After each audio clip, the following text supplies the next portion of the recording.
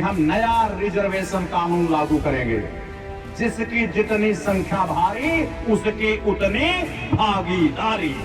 तो 25% MP MLA की seat cycle वालों को रिजर्व करेंगे। इन्होंने हमारे परिवार पर आक्रमण किया है, इन्होंने हमारी सभ्यता पर आक्रमण किया है, इन्होंने हमारी संस्कृति हमारे धर्म पर आक्रमण किया है। टिकट देते हैं ये जब एमपी एमएलए का, उसकी लड़की उठा लेते हैं और उसके साथ गलत काम करते हैं। तो जो बच्चा होगा उसका बाप कोई नहीं होगा।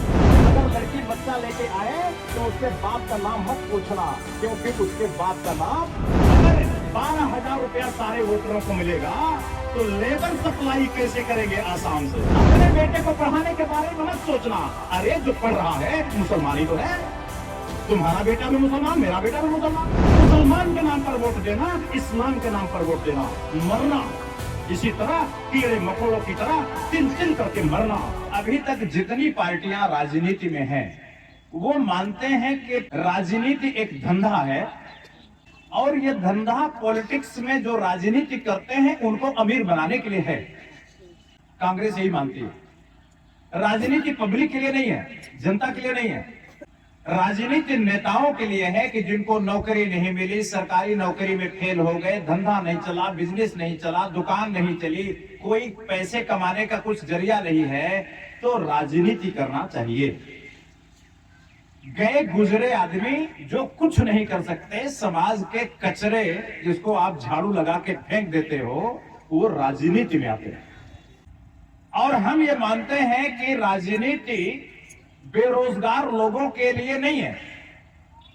राजनीति तो वो डॉक्टर है, डॉक्टर का काम है, इलाज का काम है कि जो बीमारी ठीक नहीं हो रही हो उसके लिए डॉक्टर की जरूरत होती है।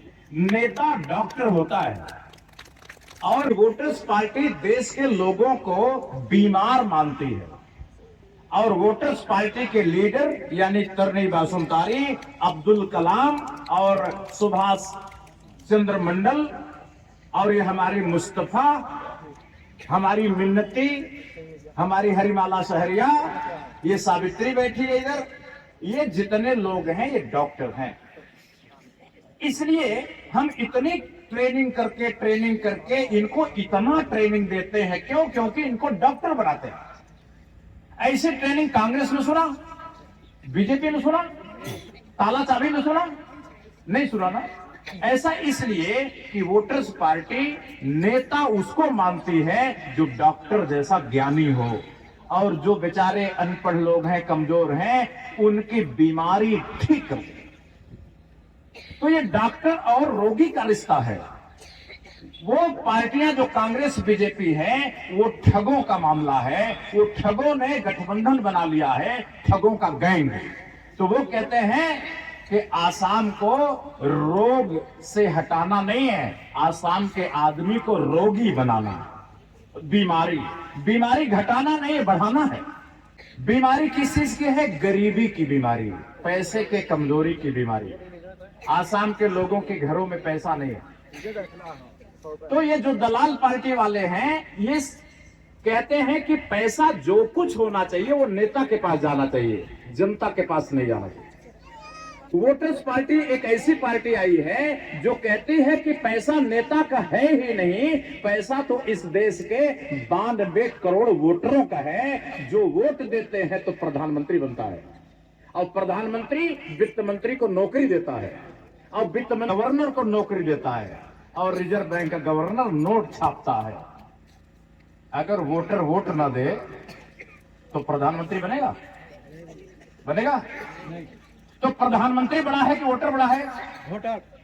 नौकरी देने वाला बड़ा है कि नौकरी लेने वाला बड़ा है? बड़ा कौन है? लेने वाला बड़ा है। देने वाला बड़ा ना। वोटर बड़ा है प्रधानमंत्री से और प्रधानमंत्री बड़ा है वित्त मंत्री है से, खजाने वाले मंत्री से। और खजाने वाला मंत्री बड़ा है किससे? नोट छापने वाली बैंक के गवर्नर से बड़ा है। तो गवर्नर जो नोट छापता है वो तो बहुत नीचे का आदमी हुआ, वोटर सबसे ऊपर का आदमी हुआ। तो ये नोट गवर्नर की हुई या नोट वोटर की हुई? अब अगर नोट वोटर की है तो ये फैसला नेता के हाथ में कैसे हो सकता है कि नेता तय करेगा कि नोट यहां जाएगी वहां जाएगी? ये तो वोटर तय करेगा कि कहां जाएगी। इसलिए वोटर ने तय किया, वोटर्स पार्टी ने तय किया कि देश में जितनी नोट होगी, जितना पैसा होगा, जितनी समृद्धि होगी, वो आधा आधा कर दिया जाएगा। आधा अपने हिस्से का आधा वोटर अपने पास ले लेगा जितनी नोट छपेगी, और जो आधा बचेगा उसमें सरकारी कर्मचारी को सैलरी मिलेगी, नेता को पेंशन मिलेगी, और चाहे घूसखोरी करे, घोटाला करे, और व्यापारियों को कुछ ज्यादा पैसा इंसेंटिव मिलेगा। लेकिन इंसेंटिव या काम करने के लिए थोड़ा सा गधे का गाजर इतना ना दे दें कि मालिक ही भूखा हो जाए। इसलिए वोटर्स पार्टी कहती है कि आसाम लेबर सप्लाई प्रदेश नहीं रहेगा। कांग्रेस कहती है कि आसाम से मजदूर दुनिया भर में भेजे जाएंगे। जैसे बांग्लादेश कहता है हमारे यहां से कपड़ा बनेगा और कपड़ा भेजा जाएगा, आसाम के नेता कहते हैं हमारे यहां मजदूर बनेगा और मजदूर भेजा जाएगा कहां? दिल्ली। चाकर भेजा जाएगा कहां? कलकत्ता के मिल में काम करने के लिए। कहां? बंगलोर के मिल में काम करने के लिए। कहां? दिल्ली के मिल फैक्ट्री में काम करने के लिए। कहां? चेन्नई के फैक्ट्री में काम करने के लिए। और आसाम के नेताओं का मिल है गुवाहाटी में, गुवाहाटी में काम करने के लिए। इसलिए आसाम के जितने मानू हैं, हिंदू है, मुसलमान है, चाहे बोडो है या राभा है, वो आदिवासी है कि संथाली है, वो मिसिंग है कि कार्बी है, फर्क कुछ नहीं पड़ता। ये सारे के सारे लेबर बने रहेंगे, मजदूर बने रहेंगे, हजीरा मानू बने रहेंगे, चाकर बने रहेंगे और हमारे मिल कारखाने में काम करेंगे। आपको चाकर बन के रहना है, आपको गरीब बन के रहना है, आपको गुलाम बन के रहना है, आपको टूटे फूटे झोपड़ी में रहना है और आधा पेट खाना है और 40 साल में बीमार होके मर जाना है, तो किसी भी आसाम की दलाल पार्टी में रहिए, तब वो हैं। और अगर आपको देश का मालिक बनना है, प्रधानमंत्री को नौकरी देने वाला मालिक बनना है, गुवाहाटी के मुख्यमंत्री को नौकरी देने वाला मालिक की तरह रहना है, अच्छा खाना है, अच्छा पहनना है, अच्छे घरों में रहना है, अच्छे मकानों में रहना है, तो सारी दलाल पार्टी का मोह छोड़ना पड़ेगा। आप चाहें तो गुलाम बन के रहिए, और अगर आसाम को आप लेबर सप्लाई प्रदेश बनाना चाहते हैं तो दलाल पार्टियों में रहिए, और अगर आसाम को शासक सप्लाई प्रदेश बनाना चाहते हैं, जाके आसाम के लड़के दिल्ली में राज करें, आसाम के लड़के गुवाहाटी में राज करें, पूरे देश और दुनिया में राज करें। अगर शासक सप्लाई प्रदेश बनाना चाहते हो तो वोटर्स पार्टी में आना पड़ेगा। ये जो दलाल पार्टी वाले हैं, ये कहते हैं राजा बनने का अधिकार, एमपी एमएलए बनने का अधिकार केवल अमीरों को है, गरीबों को नहीं है। वोटर्स पार्टी क्या कहती है? हमारी पार्टी कहती है कि हम नया रिजर्वेशन कानून लागू करेंगे, जिसकी जितनी संख्या भारी उसकी उतनी भागीदारी। देश में 25% आदमी साइकिल वाले हैं, साइकिल समाज, तो 25% एमपी एमएलए की सीट साइकिल वालों को रिजर्व करेंगे। वहां केवल साइकिल वाले ही चुनाव लड़ पाएंगे, वही नामांकन कर पाएंगे। अगर मोटरसाइकिल हेलीकॉप्टर वाला जाएगा चुनाव लड़ने तो कलेक्टर डीसी उसका नामांकन खारिज कर देगा। 100 में 25 साइकिल वाले। तब ये जो मंडल को देख रहे हो, मंडल जी खड़े हो जाओ, कभी एमपी बन सकते हैं? कभी बन सकते हैं? ये वोटर्स पार्टी के जिलाध्यक्ष कल बन गए हैं, जिलाध्यक्ष अपॉइंट हो गए। कभी एमपी बन सकते हैं? कभी एमएलए बन सकते हैं? नहीं बन सकते। मंडल जी, आप साइकिल से चलते हो कि बाइक से? साइकिल से। तो बहुत बढ़िया, साइकिल वाला आदमी वोटर्स पार्टी का अध्यक्ष है, प्रेसिडेंट है, बहुत बढ़िया। आप बैठ जाइए। अगर कांग्रेस का राज रहेगा, बीजेपी का राज रहेगा, तो ये कभी एमपी बन पाएंगे? ये कभी एमएलए बन पाएंगे? अगर मंडल एमपी एमएलए नहीं बन पाएंगे, अगर अब्दुल कलाम एमपी एमएलए नहीं बन पाएंगे, तो आसाम के 100 में 97 आदमी, 97 हजीरा मानू बना रहेगा, तब हजीरा मानू बना रहेगा, चाकर बना रहेगा। जिसको कभी जूक ने काटा नहीं, वो जूक के दर्द को कभी जानता नहीं। किस एमपी एमएलए को जूक ने काटा है? आसाम के किसी एमएलए को काटा जूक? एमपी को काटा जूक?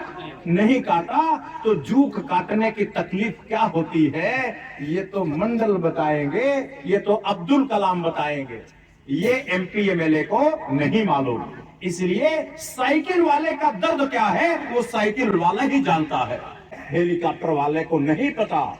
इसलिए साइकिल वाले का प्रतिनिधि नेता साइकिल वाला ही हो सकता है, और मोटरसाइकिल वाले का नेता मोटरसाइकिल वाला हो सकता है, और हेलीकॉप्टर वाले 100 में 1 हैं, ज्यादा से ज्यादा 3 हैं।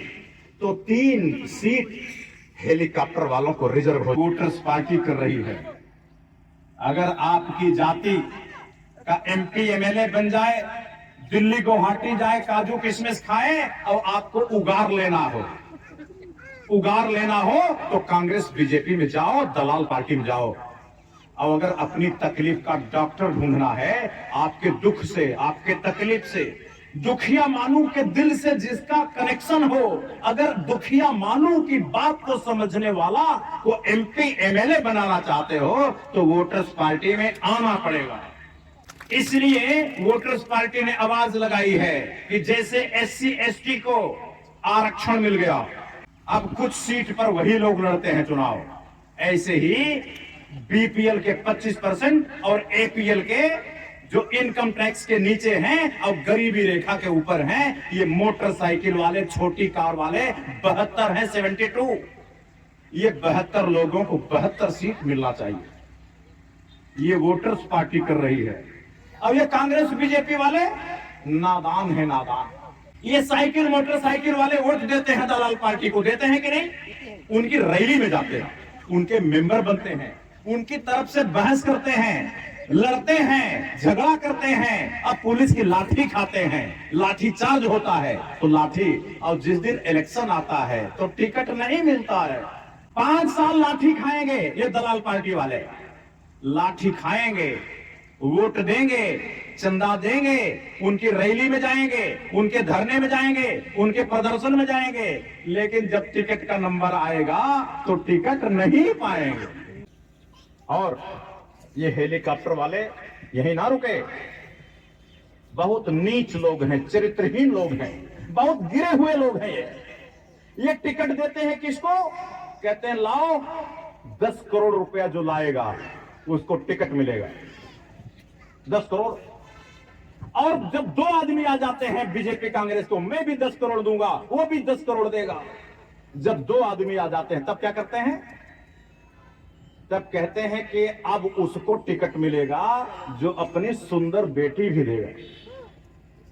सवाली तब पता लगाएंगे कि जो 10-10 करोड़ दे रहे हैं इनमें किसकी बेटी सवाली सुंदर है, वो बेटी भी मांग लेते हैं। तब जो बेटी देगा 10 करोड़ देगा, उसको टिकट मिलता है। और बेटी ले जाएंगे तो आरती नहीं उतारेंगे बेटी की, उस बेटी को बेइज्जत करते हैं ये लोग, इतने गिरे हुए लोग हैं। इसलिए वो बेटी के साथ गलत काम करते हुए पकड़े जाएंगे तो जेल चले जाएंगे। इन्होंने कानून बनाया, दिल्ली में कानून बनाया कि अब एक आदमी किसी की मैकी के साथ, किसी की औरत के साथ रह सकता है, पति पत्नी की तरह रह सकता है। अब पति कुछ नहीं कर पाएगा। अब ये गलत नहीं है, ये व्यभिचार नहीं है, ये अपराध नहीं है, ये सदाचार है। कानून बनाया, समझे? इन हेलीकॉप्टर वालों की हम छुट्टी करना चाहते हैं। हेलीकॉप्टर वालों का कान पकड़ करके इनको डब्बे में बंद करना चाहते हैं, इसलिए कि ये गिर गए। इन्होंने हमारे परिवार पर आक्रमण किया है, इन्होंने हमारी सभ्यता पर आक्रमण किया है, इन्होंने हमारी संस्कृति, हमारे धर्म पर आक्रमण किया है। इसलिए हम हेलीकॉप्टर वालों को छोड़ेंगे नहीं। हम इनका हिसाब किताब करने वाले हैं, हम इनको राजनीति में नहीं रहने देंगे।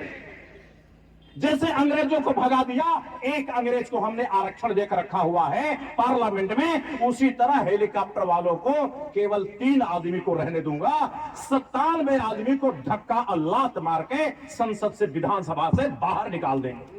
इन्होंने ये भी कहा अब शादी विवाह करने की जरूरत नहीं है, पति पत्नी की तरह रहो, लिव इन रिलेशन का कानून बनाया और कहा अधिक करो चाहे ना करो, अब पति पत्नी की तरह कोई लड़का कोई लड़की, किसी का स्वाली किसी का लोड़ा साथ साथ रहे, ये कानून बनाया है। इन्होंने ये भी बनाया कि ब्याह मत करो, सारी सवाली लोग, सारी लड़कियां ब्याह के पहले बच्चा पैदा करें, ये भी कानून बनाया। जानते क्यों?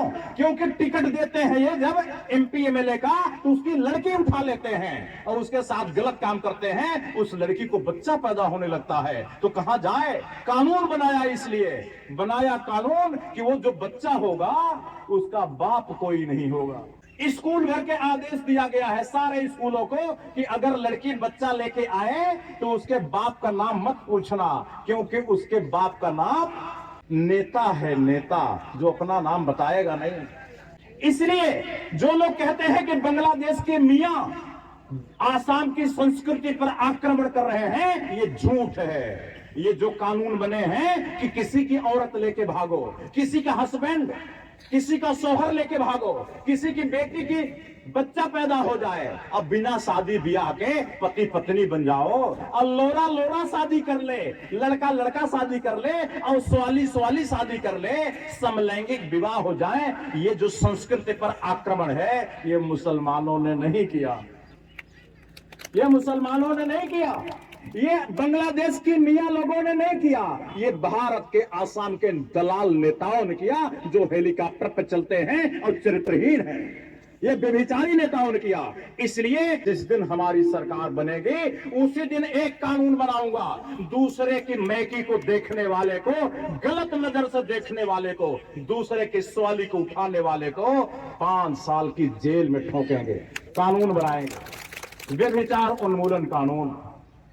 अगर अपने परिवार को बचाना है, अपना धर्म बचाना है, अपनी सभ्यता बचानी है, अपनी संस्कृति बचानी है, तो वोटर्स पार्टी में आ जाओ।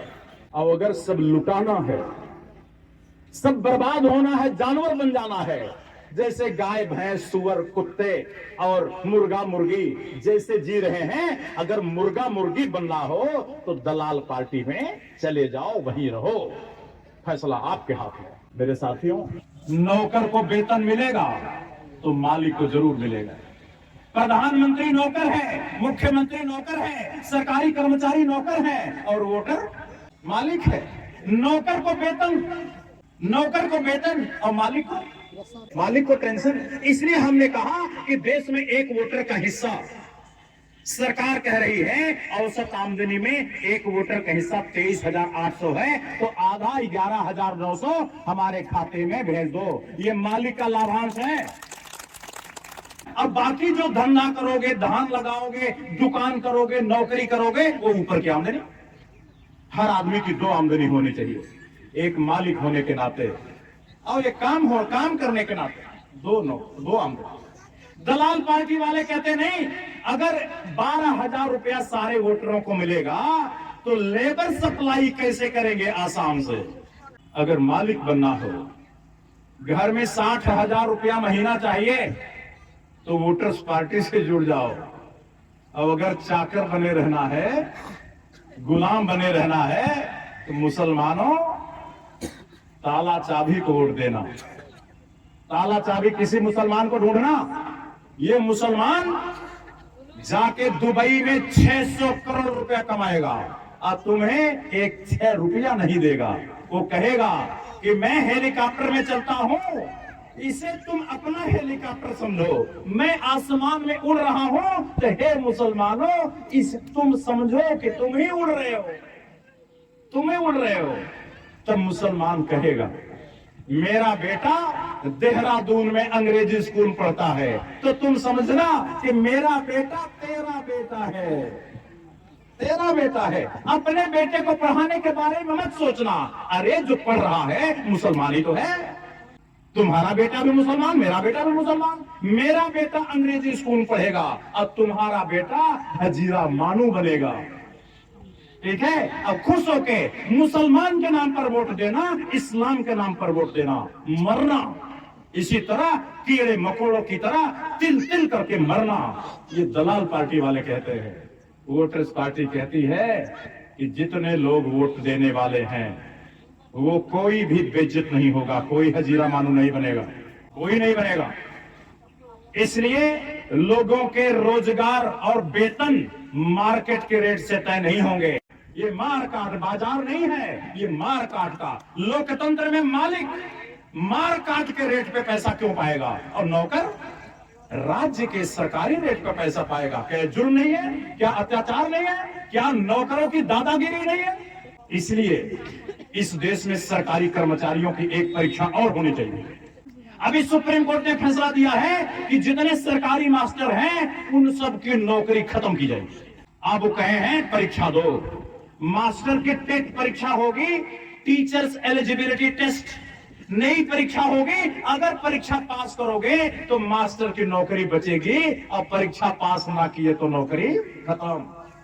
इसी प्रकार जितने सरकारी कर्मचारी हैं उनकी भी एक परीक्षा होनी चाहिए कि तुमको लोकतंत्र का मतलब मालूम है कि नहीं। अगर लोकतंत्र की समझ तुम्हें है तो तुम्हारी इस नौकरी बरकरार रहेगी, और अगर लोकतंत्र की समझ नहीं है तो तुम्हारी नौकरी भी बर्खास्त, नौकरी समाप्त की जाएगी, नए लोगों की भर्ती की जाएगी। ये वोटर्स पार्टी करेगी। ये क्या मजाल है कि जब कोई मकान का किराया हराम में पाए, फ्री में पाए तो अधिकार। कोई अपनी बस चला रहा है, अब बस को शाम का कंडक्टर और ड्राइवर लाके इतना नोट दिए, हराम में दिए तो अधिकार। मशीन की कमाई अधिकार। कोई अपने बाप से, अपने पिता ने कमाई है 50 एकड़ जमीन, अब 50 एकड़ जमीन हराम में मिल जाए तो अधिकार। और किसी ने एक मकान खरीदा 2 करोड़ का, अब 5 साल में 10 करोड़ का हो गया, ये जो 8 करोड़ बढ़ गया, ये 8 करोड़ रुपया मिला, ये अधिकार। अब 11,900 रुपया अगर वोटर को मिल जाए तो रेवड़ी, तब हराम। ये कौन बोलता है? जिसका दिमाग खराब है। ऐसे खराब दिमाग के लोगों का इलाज करने के लिए वोटर्स पार्टी आई है। 12 दिन दोगे तो क्रांति आएगी, तब ये गुलामी जाएगी। आपकी जिंदगी में पहली बार सुख का सूरज उगेगा, आजादी आएगी, सभ्यता बचेगी, संस्कृति बचेगी। आपके बच्चे अच्छे स्कूलों में पढ़ेंगे और जितनी बुद्धि भगवान ने देके भेजी है उतनी बुद्धि उनकी विकसित होगी। आपके परिवार की सेवा करेंगे, समाज की, दुनिया की सेवा करेंगे, ये पूरा संसार गुलामी से मुक्त हो जाएगा। इसी बात के साथ अपनी बात का समापन करूंगा। जय मंगलदेई, जय दाराम, जय आसाम, जय भारत, जय जगत, जय वोटर, जय वोटरशिप। बहुत बहुत धन्यवाद।